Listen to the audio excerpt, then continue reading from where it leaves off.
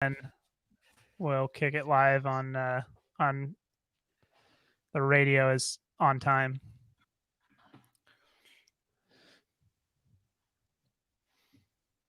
Oh, they changed the format here. What do you mean? The Radio Overland page is a little bit different.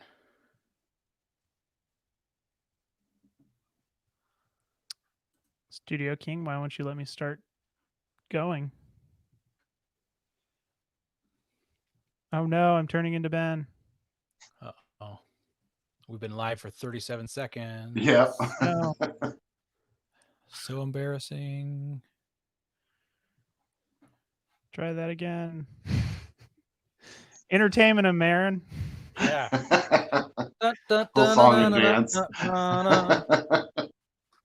Am I going to have to sing the intro? Sure, go for it. Start that up. What the heck? It was working great.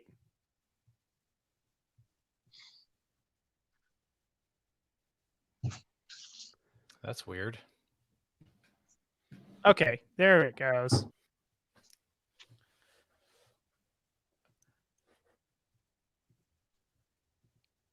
This episode of the Off-Road Podcast is sponsored by Warn, Power Tank, and Medical Gear Outfitters. I'm not hearing any music if I'm supposed to. There we go. Off-Road Podcast, episode 278, Overland Central Washington. Tonight, Aaron is overland drunk. Jeremy is still shopping for a deal, and Ben raises his center of gravity. Also, he's not here yet. Welcome to the Off-Road Podcast, a podcast about everything off-road. We cover the news, review products, and interview people in the off-road industry. I'm your host, Aaron, and I'm here with my co-host, Jeremy, and not here yet, Ben. And we've got Josh Wallace from Overland Central Washington with us tonight. The weekend review is brought to you by Medical Gear Outfitters. What are you waiting for? Are you waiting to have a casualty on the trail? Check out medicalgearoutfitters.com to get straightened out. Medical Gear Outfitters has everything you need, whether you're going out for the day or traveling on a year-long expedition. Head over there to get off-road specific kits that meet all of your needs.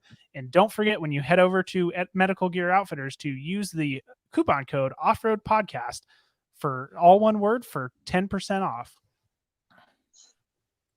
So, Aaron, what have you been up to? What have I been up to? Well, I've just been up to waiting for Ben. I think we're all doing that right now. No, I just got back from an amazing camping, overlanding, off-roading, whatever we want to call it here. It was a sweet excursion back to Nevada. I had so much fun in August that I needed to go back and check out some more places out there that I hadn't been and show off some of the places I had been to one of my local friends. So we'll do a trip report on that sometime, and I can tell everybody how awesome it was. Beyond that, I was on Gun Guy Radio and Boost Booze and Barbecue podcast recently, so you can check out my awesome voice on those podcasts.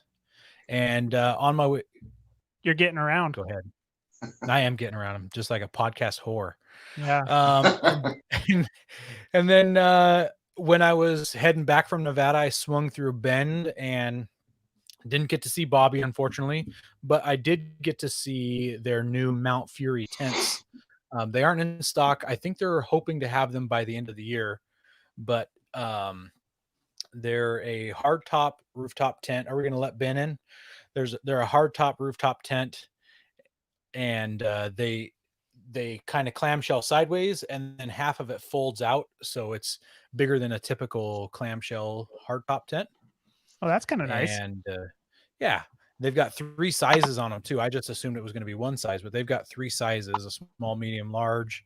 You can get them with annexes and everything. So I'm pretty excited about checking those out when they get them in stock. Maybe I'll replace my aging Mount Rainier tent that I've got. Yeah, I'd say go for it. Although I thought you were looking at a teardrop. Yeah, I can't have both. Of course you can. Well, since Ben decided to join us, what have you been up to, Ben?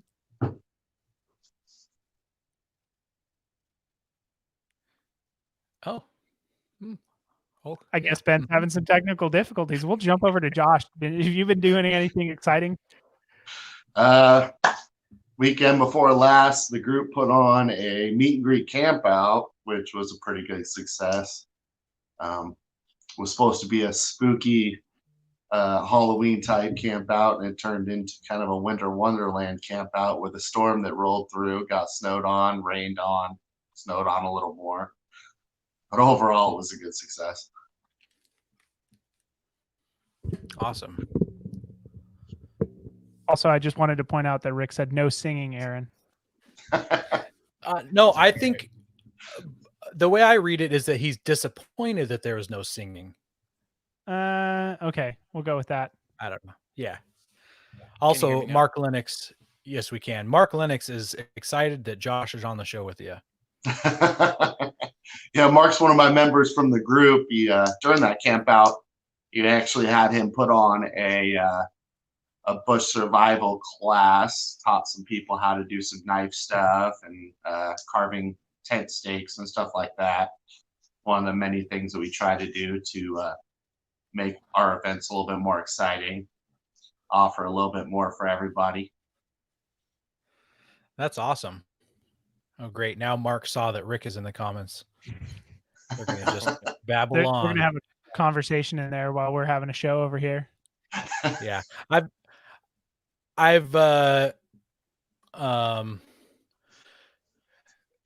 seen Mark in multiple groups that we're in together, but I'm not Facebook friends with Mark, and I've not met him in person, but I know that we go through a lot of the same circles, so pretty cool. Yeah. Also, it's funny that that Ben thought Rick's name was Mark, and now there's a Mark here too. Yeah, there you go. Maybe that's the Mark that he had with him, His alter ego. Well, Ben, let's move back over to you since you got your audio working. What have you been up to? I've been crazy busy, like my hands right now. This is from work. It's been apparently I decided I wanted to go to work today, so I worked today. But I got my rooftop tent mounted. Finally, it wasn't mounted before. Well, no, I bought it and then it was I didn't tell my wife about it, and it sat at work for a night or two. Oh, okay. And then I decided, I got to man up at home. Yeah. Is that your phone blowing up there, Ben? So I brought it home and I told my wife a price that I paid for it, and then she likes it. She actually likes it. So I still don't know how you're going to sleep with your wife in a basically a full size bed. Yeah, no, it's what 5. The tent itself is like 5'6" wide. It looks like I have a top hat on top of my Forerunner when it's on. So I have a thought. So when I was passing through CVT in Bend on Wednesday, the thing about a rooftop tent is you don't fall out of them. They've got sides, whereas in a bed you can fall out of it if you get too close to the edge or parts start hanging off or whatever. So maybe it's easier to sleep in something that size because you're not worried about falling out. You're trying to hug the center more or something. I don't know. Just a theory. Well, I haven't tested it. when I brought it home and I opened it up that first night, I hopped in there, Sarah hopped in there, and my 2 younger ones hopped in there, and we all kind of just laid in there for a little bit just to see what it was like. And I mean, it works. So I will say that just have to sleep in the. If the mattress is you said 5'6". Yeah, it's like 5'6" wide. So that's in between a queen and a king. So not a full size bed. All right, well then it's a queen size bed on my roof. Queen plus. I wondered because with it hanging off the side of your rig, it sounds like a pretty big rooftop tent. Yeah, it's so the plan is, well, the original plan was to just leave it on all through winter because I want to take it when we go snow camping. because I'm hoping we plan on going this January. But I think I'm going to take it off in the next couple weeks.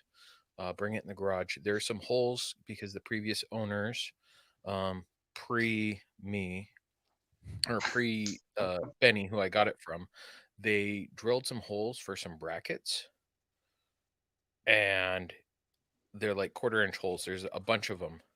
So I've got some fiberglass patching to do or some epoxy patching.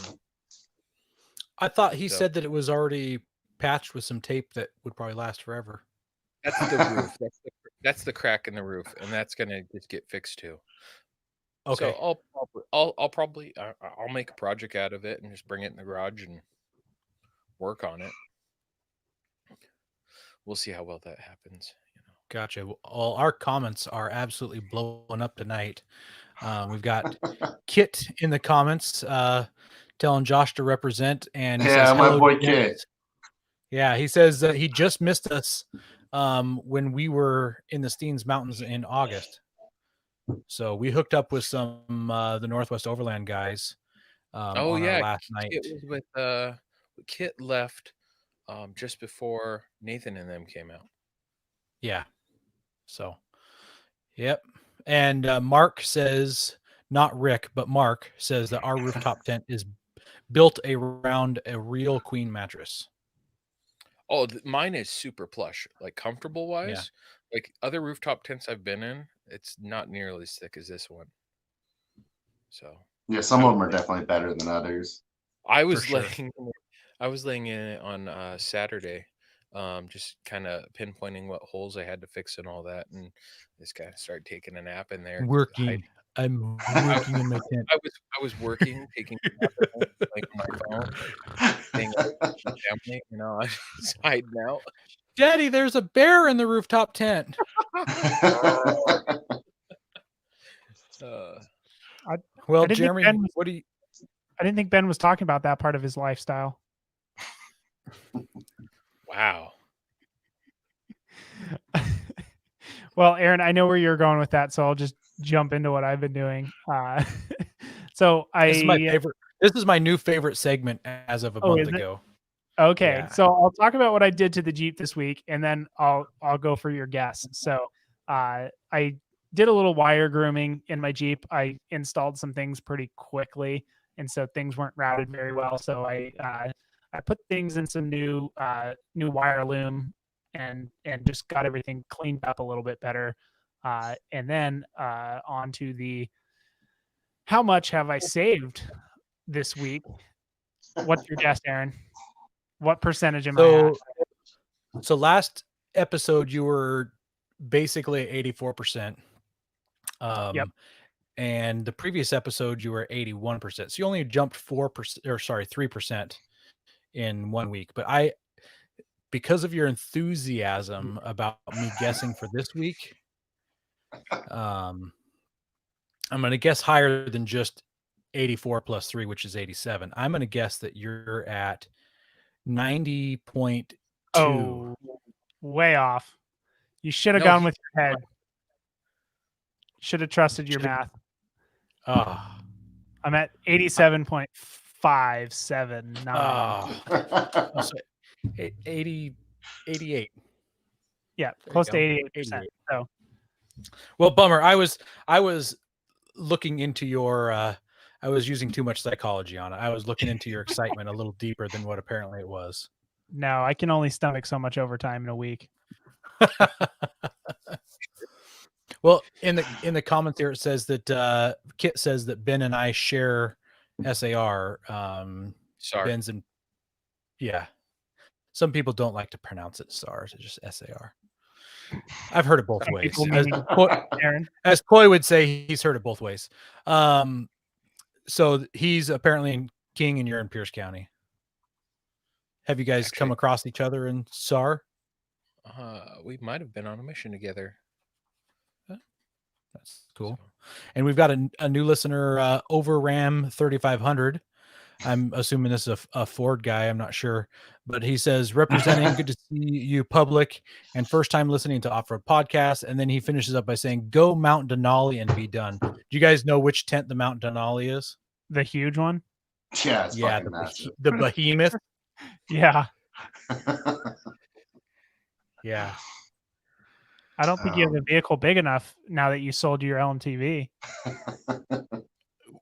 I think the Denali would have done great on my Overland trailer. My camp Probably. trailer. Yeah. Yeah. Hey guys, we're looking to reach more listeners. We're going to start reading Apple iTunes reviews on air. If you hear yours, send us a message with your address, and we'll send you an off-road podcast sticker. You can find all of our social media by just searching our name. Now, go hit that subscribe button. Well, and Also, now Ben's doing it. Sorry, I'm jumping right on top of him. I usually do this one. Sorry. And don't forget to check out patriotpatch.co. Check out their great selection of patches and their patch of the month. Along it comes with an artist proof and sticker for $15 a month. And this month it's a twofer. Another turkey and it's not a cart. That was last year. I saw it. Do you remember what it was, Aaron? I talked to your What girlfriend last year? about it. What last year it was? This year's. Oh, it's someone blew the doors off some hinges. It's like it looks to me like a shot or a shoot house or something like that, and then it's got a Barrett, a bullpup Barrett on it, and a 12 gauge pump and a big stack of ammo. Yeah. And I think Ryan calls it a tactical Tom, by the way, when he's talking about the turkey, a tactical Tom. Oh yeah, the tactical Tom. Yeah. Tactical so 3 Tom. tactical Toms, all the 3 for this year. Mm-hmm. Revenge of the Turkey.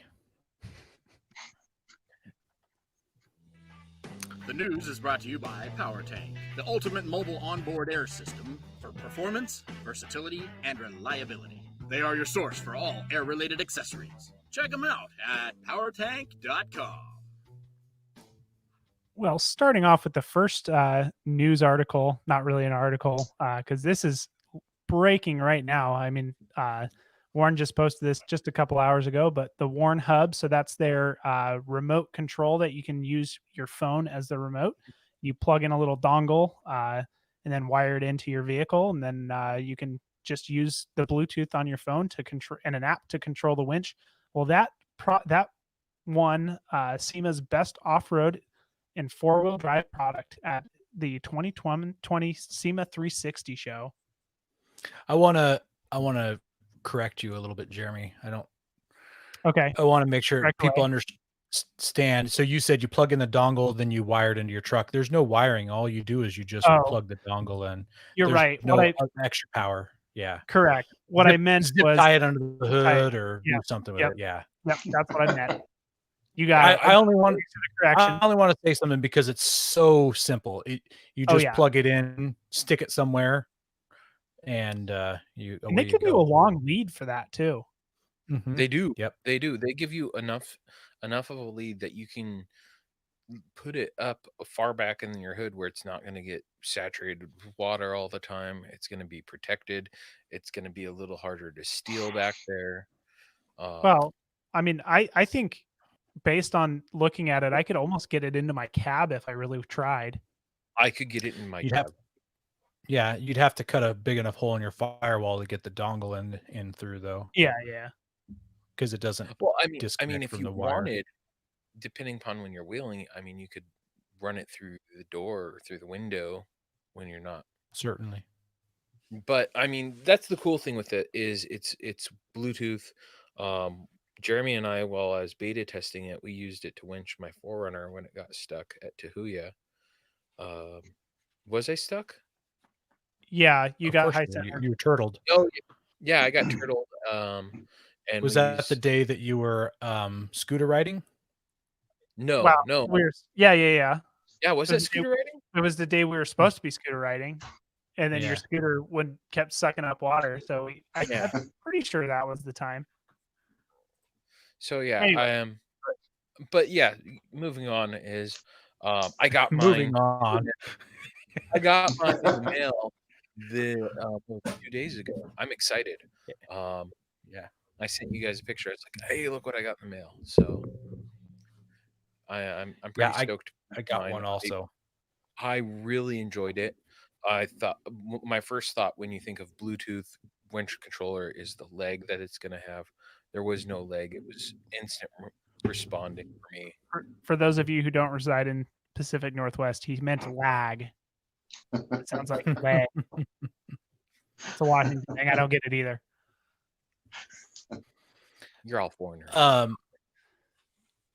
So we were talking about snorkels in the green room before the show, and I think mine's long enough I could mount it inside my snorkel to keep it safe from water, from all the deep water crossing and stuff. Just snake it up the snorkel to the top. Just cut a hole in your snorkel. Also, no need to seal that bad boy up. Just cut like a like a 3/4 to inch hole and just wire it right in there. You don't need to put anything on it. Don't worry about it. It'll be okay. Yeah, water definitely won't go to the dongle. It'll get great reception all the way up at the top of the snorkel up there too. Yeah. Rick says his worn remote for sale. Yeah.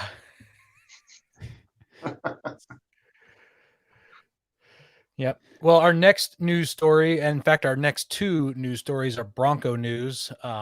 It's hard not to have Bronco news every week. There's just so much talk about the Bronco. This one's a sad one. No donut doors for the Bronco. Did you hear about that, Ben? No, and those are the doors that they showed where it had like a hole cut in it, like right, like yeah, it was like still sheet metal. Yeah. Why don't they just sell it as a half door like Jeep does? It's not structural, right? I don't know. Who knows? But the same source that says they aren't doing donut doors is saying that they will be doing tube doors. So you'll still be able to buy tube doors. You cannot buy donut doors. Jeremy and I and Josh, before you came on, Ben, were talking about what's the difference safety wise. I just don't know. So without cutting one of the doors open to know the structure of it, I don't know what the safety difference is. I think we can all agree that it's a crime. Yeah. Oh, absolutely. Yeah, they're cool looking doors. They are cool looking. They're also kind of goofy, but I mean, I think it looks better than a tube door. You throw a tube door on there versus that. I think the donut door looks better. Maybe we'll see someone in the aftermarket build one and have a little sticker on it that says this is only for wet protection against the weather. But not. There you go. Off-road use only. Yeah, there you go. Yeah. In my Facebook timeline about 3 days ago came up a memory from 7 years ago of a Geo Metro that had tube doors on it that I came across in a wrecking yard when I was searching for parts for our race car. So yeah, I want to meet the person or at least know what they were doing at the Geo Metro where they put tube doors on it. Right? Yeah. Our last story here is that Hennessy is going to pick up the reins and they're going to build V8 Broncos. Ford's not going to do it. They're concerned about emissions, not meeting their fuel economy standards. So Hennessy's going to build them. Yeah. Called it. It's supposed to be it's going to be called the Velociraptor. It's going to have a 5.0 liter V8 that pushes out it also has a 3.0 liter supercharger. So it's going to get up to 750 horsepower. I didn't see anything in this article about any of the torque, and I'm hoping that you can get some good low end torque with it, because that's one of the problems with superchargers is having to have it be spooled up to get that benefit from it, but which isn't great for crawling, but we'll see. And they're only going to make 24 units for the 2021 model year. And Ben, have you looked at that price yet? I was hoping you could guess. So I said that's probably it. $225,000. Yep. Mike had it. Hefty. And it doesn't include shipping. Nope, doesn't include shipping. The article was very clear about that. Yes, not it include was. shipping. You know, you would think you pay that kind of money, they're gonna fly you out and walk you around and show you everything about the vehicle. Yeah. And No, give you a 3-day Bronco experience off road. Yeah, that's really what they should do. Let you go beat the thing up for a little bit. Mm-hmm. Yeah, you know, because isn't Hennessy in Texas? I think they were. I don't follow them enough to know where they currently are. Yeah, can you just imagine, like, okay, you start off in Texas and start working your way home. I'm gonna hit Moab. I'm gonna hit the Rubicon. You know, might as well, you know, hit a few other. If I ones. paid $225,000 for it, I don't know that I'm actually going to take that one off road. I'm probably going to build a junker and just wheel that one. I don't think anyone who's buying that is going to be taking it very far off road. Well, Probably if not. you're spending They're going to sit in cities. 5,000, you might as well, you know, be like, okay, I want to spend a little more on a whole nother Bronco to beat up. Mm-hmm. So Rick wants to know what the license tabs are on that. I know Rick is from $30 Washington if State. you're in Washington, and- right? Nope. No, they dropped it. Supreme know. Court killed the $30 tabs, I know. unfortunately. Ben, are you in the zone for the RTA tax for the Seattle whatever? So I am 1 block away from not having to pay it. So yeah, no, I have to pay it. So I want to say my Forerunner was $263. Yeah. Yeah, no Uber reach around with that one. 2.5 years ago when I left Washington and moved to Oregon, my pickup tabs were, I think, $475, and our minivan tabs were $400 some odd also. It was absolutely absurd. And we tried to get them registered in Oregon, and we had some title issues because we had just paid off the titles. So the titles got sent to the bank and it took forever. So we just drove around on expired tags and just said, forget it. But I'm a sovereign citizen. yeah, yeah, exactly. I'm just going to roll the dice on this one, and it paid off. We never got pulled over, thankfully. But yeah, I can only imagine what this would be if you lived in that zone in Washington where you have to pay for buses and stuff. That it's going to hurt. Yeah, and I'm literally a block away from not having to pay them. A block, 1 block. I'm going to pick up Spare and that move for your you. house. Yeah, no, I just pick up and move myself. Pick up and move You yourself. come join us over in Central Washington side. Find a hospital that pays well, good enough for my wife. Gone. Well, There you go. I had to look it up, but mine are only $93 for my Jeep. Yeah, fortunately enough, and Rick said his are 160 for his JL. This last year they lowered the prices, like shortly after I paid mine. Mine are $80 for 2 years. Oh God! Oh man. Yeah. Whoever thought Washington would be better than Washington, or Oregon would be better than Washington? And I don't have any It's a emissions down here. competition now. Yep. Well, we got some listener feedback. This was from a couple episodes back. So it says, you guys missed my favorite bug out vehicles on the last podcast. Heavy construction and ag equipment, an off-road dump truck, front end loader, or a forestry mower. That was from Crazy Foot Coy. So that would be some. Yeah, exactly. It'd be good for some stuff, but it would be terrible for long distance because they suck a lot of fuel. Can you imagine if the guy who did the killdozer used a forestry mower? Well, I think he was going for property damage, not people, not death.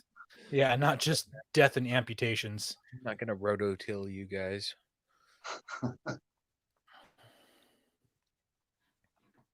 Go prepared with Warren Industries. They produced the first recreational winch in 1959 and lead the industry with their dedication to quality and reliability. When you dig yourself in deep, make sure you have the right tools to get yourself out. get worn equipped, and go where others can't.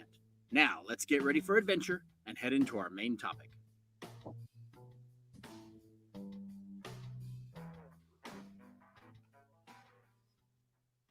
All right, Josh. Well, we like to start off with our Fast 5 facts. All right.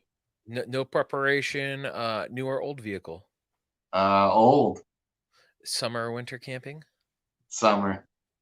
Rocks, sand, snow, or mud? Oh man, a mixture of everything if I could, but I guess mud. And favorite vehicle brand? Well, I'm rocking a Toyota now, so I'll stick with that.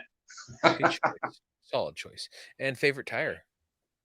So I'm running these off-brand Mudclaw Extremes, and I've had really good luck with them, and they don't cost much. So I don't even know, they're Eldorado tires or something, but they rock. So you guys might have to check my thoughts on this, but I think he was the first one to say old vehicle. Or I mean, I guess it depends your definition of old versus new. I don't want to pull something right off the lot like a 5th gen, 2020 and start beating on it. My 4th gen 4Runner has plenty of scratches and Wait, a 4th gen? Oh. Yeah, I'm on a 4th gen with the V8. My man. Yeah, boy. Give me having that V6 power. So how did you get started into off-roading? Oh man. So I guess my big start into off-roading came from military experience. That's where overlanding kind of started. So what you do on missions you're out Iraq and Afghanistan is load up your vehicles with food, water, fuel, bug out bags, and go on missions for days, self-sufficient. It's also where I got a lot of my experience driving off-road was, off in the deserts and rocky terrain of those countries. What was the first vehicle you drove off-road? Oh man, a Honda Trail 90, the 70s. Yeah, a little step through frame. It's like one of the first things I learned to drive. I had one of those. What's crazy about those is I think they have a transfer case. They've got a low range. So not only do they have gears that you go through, but they've got a low range. Yeah, it was a whole lot of fun. I mean, it was big for me because I was young and little.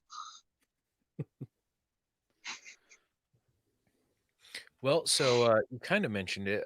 So what do you drive now? I have a 2008 V8 4th Gen 4Runner with quite a bit of work on it. I've got a That's V6. like the same year as Ben's. You guys are almost twinning. I've got an 06. Oh, yours is a 6? Oh, I thought yours was an 8. We've got the same. Oh, at least yours. That's facelift, right? Post facelift. Yeah, that's after facelift. It's the first year of facelift. Yeah. With the VVT. Thank goodness, because they're ugly. They're known to be the most minivan looking of the 4Runners, I guess. They're the fat generations. They're the fat ones with the plastic trim on the bottom. Make them all fat. But they also have the V8. Yeah, the only V8. So what's your most embarrassing moment on the trail? Oh man. So probably go back to riding 2 wheels. I had a dual sport enduro for a little while that actually sold recently to fund more upgrades on the 4Runner. I was at a weekend event and ended up sticking the front end, going downhill, swinging it around, and eating shit pretty good. Blasted my shoulder, AC separation, grade 3. It was like the beginning of the event too. So I spent the whole rest of the weekend like just hanging out, laying in the back of the 4Runner that was stock at the time, sleeping. I'm a lot better with 4 wheels than I am with 2. It was a mess. So I guess this kind of plays into it, but Mark says Josh is really an off-road racer. Just try to keep up with him. On 4 wheels, I'm pretty quick. and Rick goes there, and which is #true. Yeah, I'm not the person you want at the back of the pack. No, you'd be pushing everybody. Yeah, I'm a pusher. Everyone thinks I'm pushing them. I'm just trying to keep up with them. Oh man. No, I move quick. It comes from, like I said, it goes back to Iraq and Afghanistan, where you're driving as fast as you can in an up armored Humvee, which is, like 50, 60. Yeah. You're trying not to get blown Fast up as by you can. roadside bombs. Yeah. So Well- off-road terrain, yeah, I'm quick. Absolutely. Do you have a biggest win on the trail? Oh man. Let's see. A couple months ago, me and some buddies went to do section 6 of the Washington BDR. One of them's on one of the new diesel 4-door Wranglers, and the other's got a 5th gen with lockers and stuff. We came up on this switchback that had a mountain climb straight up. I'm like, yeah, I'm gonna do this one. It's all washed out on the left side, rocks. The right side's really loose dirt. And I tried and just kept digging. I backed down. They both lockered up and everything. Both climbed up it, left me. And I'm like, I'm not giving up on this thing. I had just put welded on rock sliders on it just the week before. And it took me probably a good 30, 45 minutes of attempting this thing. And I just ended up backing down to the very bottom, skinny pedal, and just blasting up this thing, dragging rock sliders. I don't know how I didn't break anything, but I got to the top of it. And both my buddies are named Travis, and there was a hashtag created at the end of that one. It was hashtag suck my balls, Travis. So it lives on in our group. Of course, they both left and went further on the trail, thinking I'd eventually catch up or something. So none of them saw it. Oh, no. No, no one wanted to stick around and wait. Of course they do. Oh. Right. But that was also at that point that I ended up deciding it was time to sell the Enduro that I had money into and do ARB air lockers, re-gear to 488s, 35-inch tires. It pushed my build into a big progression. Yep. The next step. Once you start replacing things, it never seems to stop. Oh no, yeah. This whole year has been a whole lot of upgrades. So, you got a favorite place to go wheeling? Well, the great thing about our group and that we're focused on Central Washington is much of the BDR is on our side of the mountains, and a lot of the national forest is not gated, unlike the west side. And so that gives us a lot of ability to get all over the place. There's a lot of really fun runs depending on the time of the year. Spring's a whole lot of fun. Bethel Ridge, Monastash, all those areas like that. For the big crawler guys, you got Moon Rocks and Funny Rocks and all that stuff in that same area. So we just like to play around through all that stuff, run multiple days, camp each night wherever we stop. Just have a lot of fun. So it's wherever we end up. There's a place that just popped into my head. I've been there a couple times, but I can't totally remember where it is. I think it's outside of Yakima, and there's like a Eastern Washington Adventures group or something, and they go there every. There's a lot of areas. Notches is just above Yakima, and like that's where Moon Rocks and Funny Rocks. If you're in a big buggy rock crawler kind of setup, trailering in usually, those are places you'll see guys with pretty built rigs rolling down hills and stuff like that. No, this one's a fairly small place. It's like some BLM land. I think they call it the Slab or something like that. And it's just an old house foundation is the slab. And then you just go out, and it's like more like a playground rather than a national forest kind of thing. So yeah, there's some areas out there like that. A lot of the BLM is our side of the state, all that land. Mm-hmm. So what would you say is the top of your bucket list for off-roading? Top place to go. This summer, I'm really hoping to get down to the Rubicon. Now that I'm on 35s and everything else, lockers, I want to go up there, run that And then maybe I'll slap a trail rated badge upside down on the side of the rig. Give a big what for to the Jeep guys.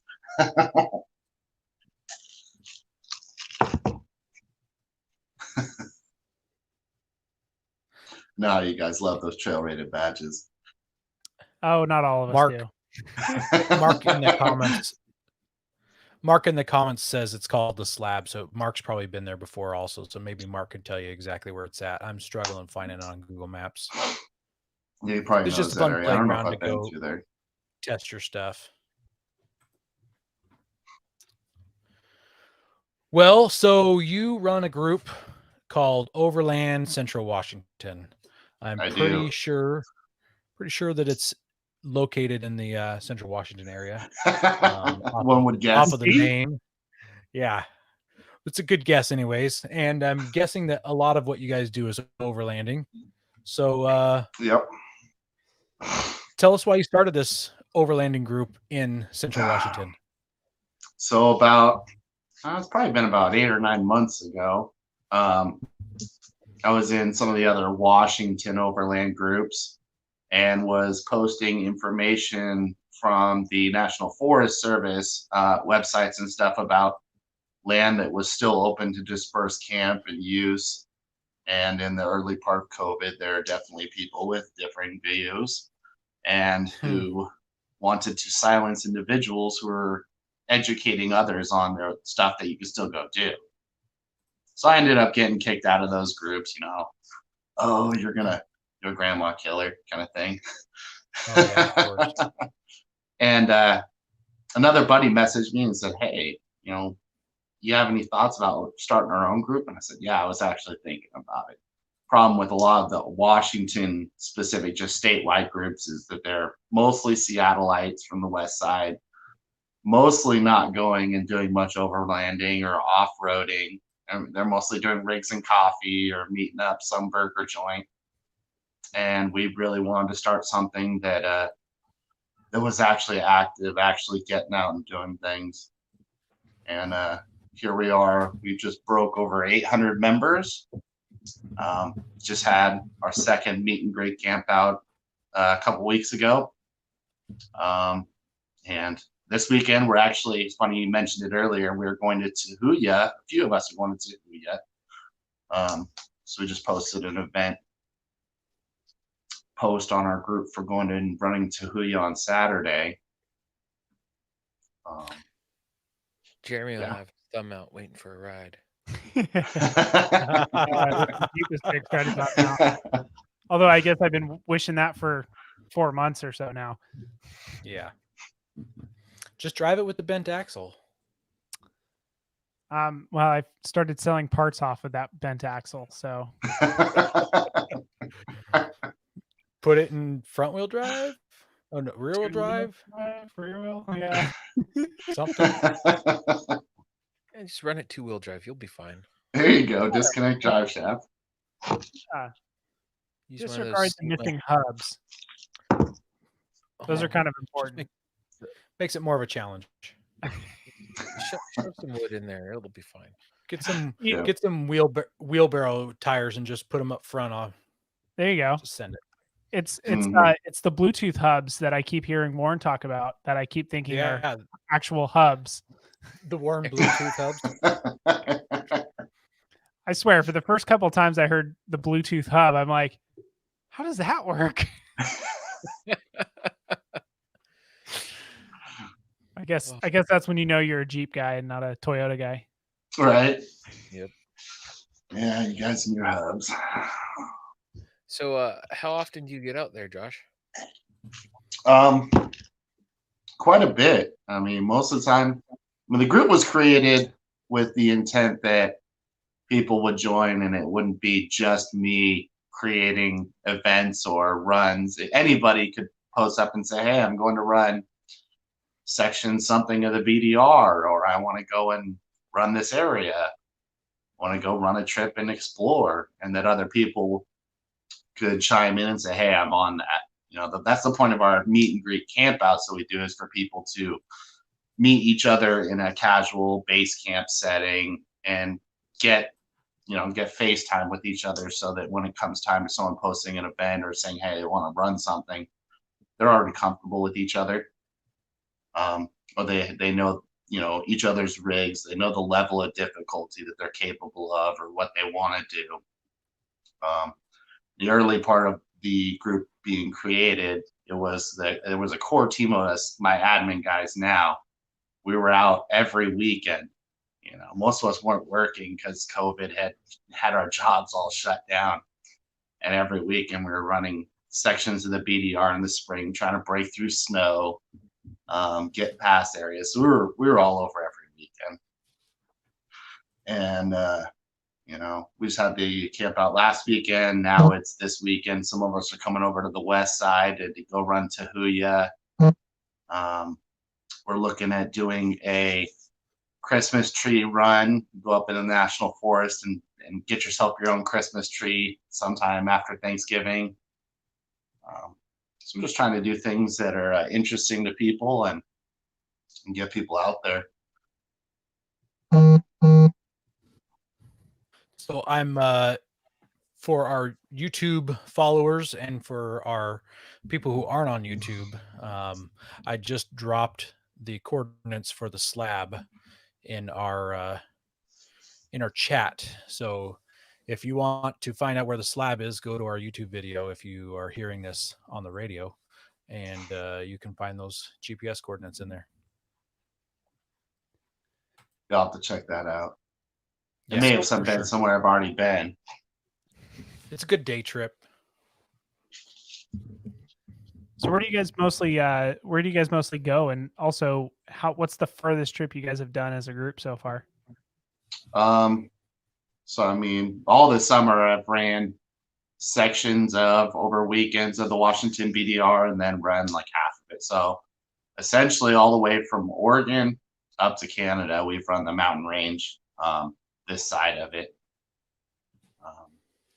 Central Washington, the way the geography of Washington is a good chunk that's all mountain range. I mean, we've got on our side of the Washington, we've got desert, and here in town in Moses Lake, there's a dunes. So there's a whole lot of different stuff for whatever anyone wants to get into, really. Yeah. Yeah.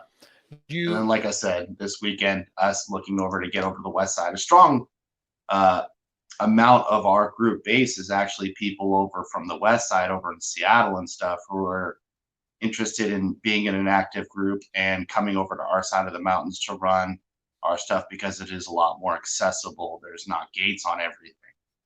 So, in same fashion, I don't mind going over to that side of the mountains and playing in some of the stuff. I grew up on the peninsula side of Washington. So it was home once upon a time. That's why I keep ending up in Eastern Oregon and in Nevada, just because it's, like you say, so accessible. Gates aren't closed. Mm-hmm. Yeah. Less people. Yeah. Less people. A whole lot less. For sure. It's the same way in Washington. Are you keeping your group pretty tight, or you mentioned you got 800 people? Is it just wide open? Anybody can join and anybody can come on the trips, or do you sometimes have hardcore trips that maybe you limit who can go on those? Yeah, definitely. I would say we are wide open. We have a little, as any group on Facebook has some questionnaire, and our questions are simple. Do you have an off-roading rig or, one that you're starting to build? Are you interested in off-roading in Central Washington? And, basically, will you be respectful as a member? As long as you check those 3 boxes, you're welcome to join the group. It's not all advanced guys. There's people that are brand new, people that are just getting interested into overlanding or just wanting to learn about it. And, we hope to cater to every bit of that. This place people can come in and ask questions that they may sound stupid to them, but we all started somewhere, the same place once upon a time. Beginners. Definitely some of our events and some of the stuff we do, the meet and greet campouts tend to be very mild. We find a place that's easy to get to, mild Forest Service roads, and then there's usually runs that they can go do on Saturdays that are a little bit more challenging, but people can go off to stuff that's not as challenging. And then there are some runs that some of us will do that it's maybe limited to a small group of people. We don't like to go run really challenging stuff with 20 members, in tow, where you have to get tight, turn around. Those are always fun when you have 20 people to turn around and a single track trail. Yeah, we don't like running maybe more than 6 rigs on some of the nastier stuff. But as I said, it's not only an event or a group for me to post events. It's a group that I hope eventually it's going to get to the point where everyone's like, hey, I want to go run something over here. And we have had some of that happening. Guys are, hey, we're going to go run Washington BDR is typically the hot thing here. And they'll go and other people will go join them as well. How much trouble have you guys had getting enough space for everybody to park and camp? It's actually been pretty good. The 2 meet and greet campouts, I picked places that had a lot of open, dispersed spots. The first meet and greet campout we did was in June, and we had 50 people show up. And with that first one, we didn't have a clue who was going to show up. It could have just been the admin team, but we ended up with a pretty strong showing. I had a really good time. And then the second one a week ago,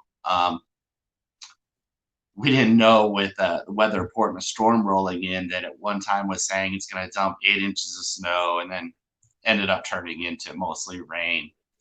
But with colder temps, you never know who's going to maybe not particularly be fond of cold weather camping. But we still probably pulled in probably about 40 or 50 people, probably like 30 dogs. Everyone brings a dog. So around camp this whole weekend is a pack of dogs running the lands. Yep. Yeah. So with those, we have enough space, and there's plenty of dispersed space around this side of Washington. And our overland, our more challenging stuff is, point to point to point. So finding space isn't a challenge. So how long do you get out for? Have you had like a longest trip that you try to do, or some of them just short overnight things? A lot of the times our trips will be like a Friday to Sunday, just because most people, they can get away from work for that. Some people have gone and done a week-long trip through the BDR. One group did. I didn't make it because I had my vehicle down for upgrades at that one. But a lot of times it's just a weekend thing. Some of us will go and get out during the week as well. It's been a funny summer with the COVID thing that has allowed a lot more freedom than usual.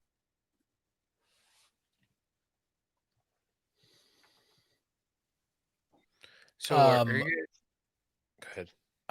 Real quick, I wanted to oh, never mind. Rick was asking Josh, not Mark. So Rick typed in the comments, "Hey Mark, do you get many women joining your trips?" And then he says, "Oops, that was for Josh." So do you get very many ladies on your trips? Oh yeah, we actually have a pretty decent sized female base in our group as well. My gal rides my passenger seat all the time, so there's at least her. I've got a lot of members that have significant others, girlfriends, wives that they bring along. There are some female drivers that have their own rigs. So it's definitely something that there'll probably be a female or two along, and females shouldn't feel scared to participate.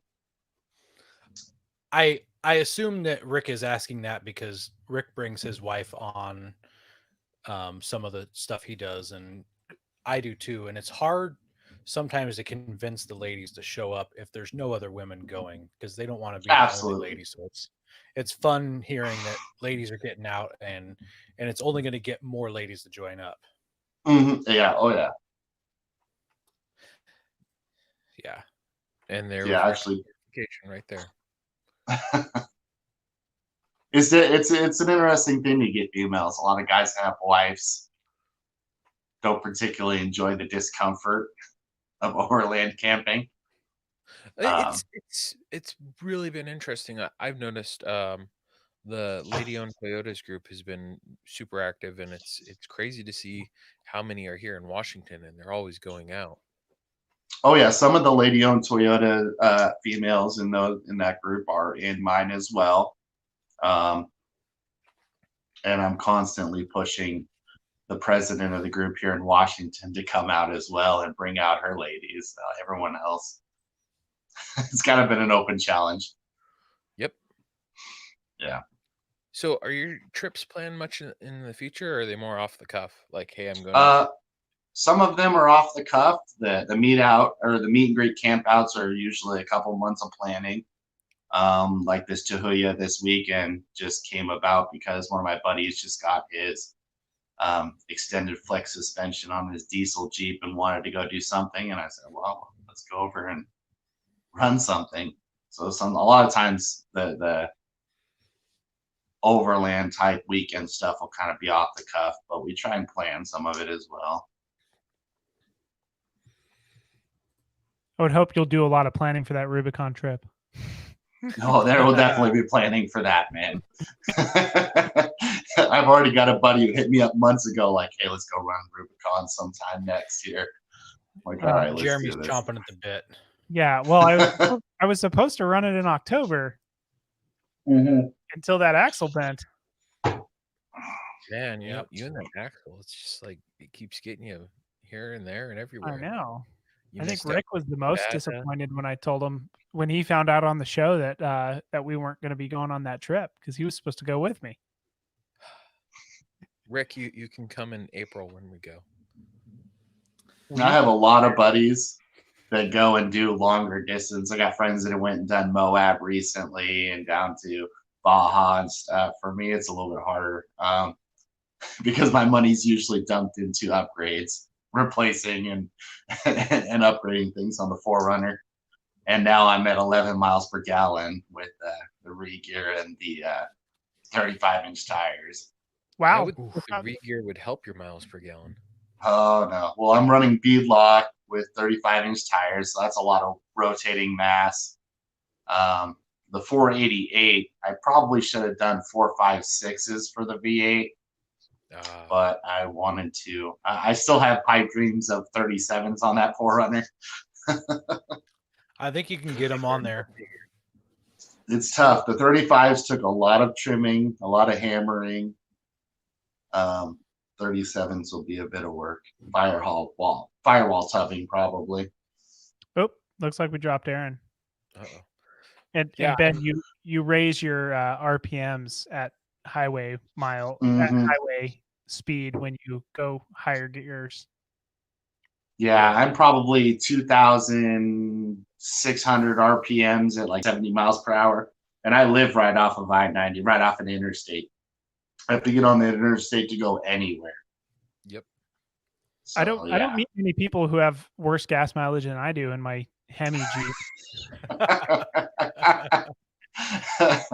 Well, I'll be there soon with my 4Runner and the when I go 35s. Yeah. I'm planning on going 538s, I think. So we'll see how that goes. Yeah, I'm running a full-size spare as well. I've got plenty of weight. So are most of your trips mild, or do you? Well, I know we were talking about a Rubicon trip, but how many are you guys running tough trails as well as the mild stuff? Oh yeah. We try to, if it's people that aren't quite built for it, stick to milder stuff. But as with anything, you're running anything, you see some side road and it looks like fun. Well, those of us who are capable of it are probably going to be like, well, we're going to go check that one out real quick. We'll be back. Things are less fun once you're more and more built. So some of us are always chasing stuff that's a little bit more nasty. Yeah, that's definitely true. Yeah. That's how that goes. Yep. Or my adder is speed. How I make things more interesting is just doing it faster. You get to see more stuff when you drive faster, right? cover more break- ground. Yeah, that's right. It's true. You do break more stuff sometimes. So You do break stuff. Yeah. well, so you mentioned that you just had this meet and greet trip, kind of Halloween themed thing. I can't remember if you mentioned how long you were out for, and so why don't you just tell us about that trip? So how long were you out there? Approximately where did you go? You don't have to give away your spot if you don't want to. And how many people joined up? And did you have a costume party contest? And did somebody win? And what were they wearing? That sounded like a good question. So we had it up north of Cle Elum. For people that know Washington, there's a very popular bit of territory up there for dispersed camping. Usually in the summer, it's very packed with people from Seattle because it's easy to access from the pass. So it's not much of a secret. In the fall, fortunately, the only other thing we really had around us was some hunters. We probably had 40, 50 people show up. Like I said, probably 30 dogs running around. It did start out as what was supposed to be a spooky Halloween fall season thing, and the fall colors kind of gave way to a winter wonderland. Yeah, some of us did wear costumes. It didn't end up being a contest because there wasn't very many of us. There was actually quite a few kids that came along, families that brought their children, and they were out running around. They had a lot of fun, whole lot of glow sticks and stuff. Me and a couple others went in and bought a cord of wood from the town close to there, kept a big fire going to keep everyone warm. A cord of wood? Oh, we burned through like a cord of wood that weekend, yeah. Oh, that's from my kind of camp trip right there. Oh yeah. If you know one thing about overlanding with me, there's going to be a big fire usually. Yes, that's how no I one's roll freezing. too. Yep. So yeah, it was pretty successful. So a lot of people went Saturday and poked around and did some water crossings that were in the area and off-roading. A group of us went and did some snow trailing up on one of the trails that goes up in the mountains. We only made it part way. It was getting pretty thick and icy with snow up towards the top, and there's some hill climbs that we decided not to chance. Got some good pictures out of it. Yeah. But yeah, it was good. It was successful. A lot of people enjoyed themselves, which is what mattered to me. A lot of people came to me and said, "Hey, thanks for putting this on. Hey, I had a great time." You know, some people get a little wild, which is to be expected with any sort of around a campfire event. But there was plenty of space, so everyone was able to distance themselves as far as they needed to be, so they could get some sleep. Yeah, it was a good time.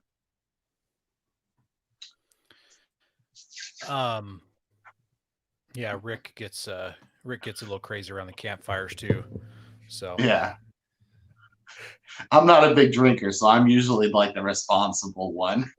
Well, Yeah. it's funny you mentioned that. Aaron doesn't drink, and it's like he's drunk when he's around The least responsible one. Yeah, no, he's like, hey, I don't know about least responsible. I think that's the other Aaron. That's the other Aaron, because I almost pulled him out of the campfire on one of our last trips. So yeah. he's getting cold. Yeah, right. It's getting cold. He had to get in closer. How many people at this meet and greet were new people that had never come out on a run before? Actually, a good amount of the people were people that I hadn't met before the event. We've had, like I said, in the past 8 months, it's grown from a very small group to over 800 members. Pretty consistently, we've had growth in the group. So there's always a whole lot of people. There was a lot of people that had just joined the group, the week of the event, that I'm sure saw it from other posts. I posted it out to a few other groups in Washington just to say, hey, you guys are welcome to come join us, right? And usually, as with any event, you tend to get a lot of people that join right before or after a good growth. So there was quite a few new faces, which is good to see.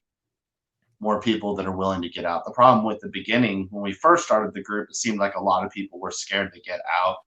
And like I said, it was just the core admin team of us that was out every weekend running stuff.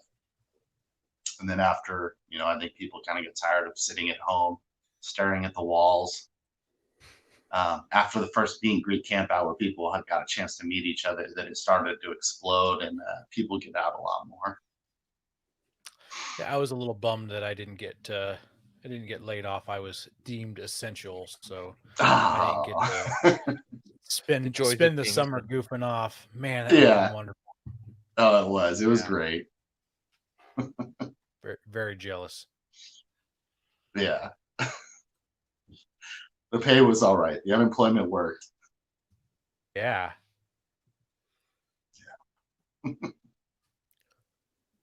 So where can our listeners find you? So if you're interested in the group, you could just go on Facebook and search Overland Central WA, W-A, and it should pop up. Other than that, if you want to find me personally on Instagram, it is Overwheel Bound instead of Overland, which is kind of a funny story. Few of us in the group were talking about overlanding and the definition of overlanding that a lot of the big YouTube celebrities or international guys always talk about. They all have time to go for months travel across these other countries and defined it as something that was far reach for most people in the United States, right? People with normal 9-to-5 jobs. And so we ended up joking and coming up with what we called overwheeling, which is not so much based on months of crossing international country, but more overlanding multiple points where you're tackling tougher terrain. We're not looking to cross the easiest way. We're looking to have fun and wheel over some stuff. Exactly. And still camp each night, each place. So yeah, that's where you can find me. No YouTube? Josh, I don't have a YouTube currently. At some point, I'd like to.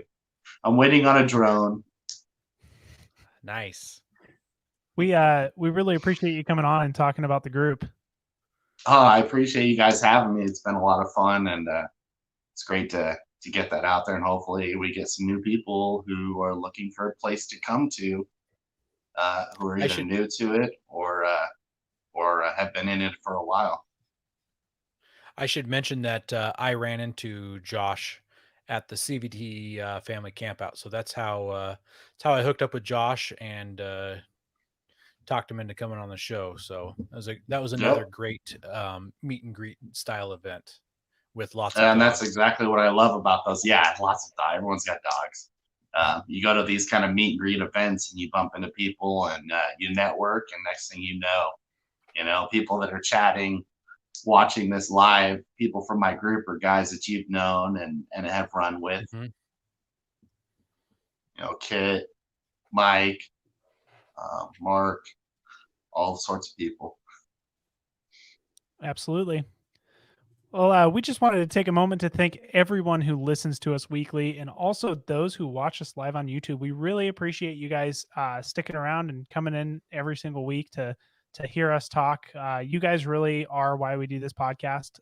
Make sure you guys are helping us grow by sharing this show with your friends. Share it with somebody that you know is going to like it, and that'll really help us out here. Thank you guys for joining us every single week. We feel honored that you guys make us a part of your week. Yeah. Don't forget to visit Patriot Patch and join the Patch of the Month Club. Check out our Gaia affiliate link for up to 40% off. Also, don't forget to head over to Warren and Power Tank to see all of their great gear. We are a proud part of the Firearms Radio Network. Got a question or comment? Send it to us through our webpage at firearmsradio.tv or through our social media channels by searching for Off-Road Podcast. Also, you can listen to us live at overlandradio.com, Mondays at 7 p.m. Pacific. When off-road, please remember to have fun, tread lightly, be safe and courteous, and thanks for listening.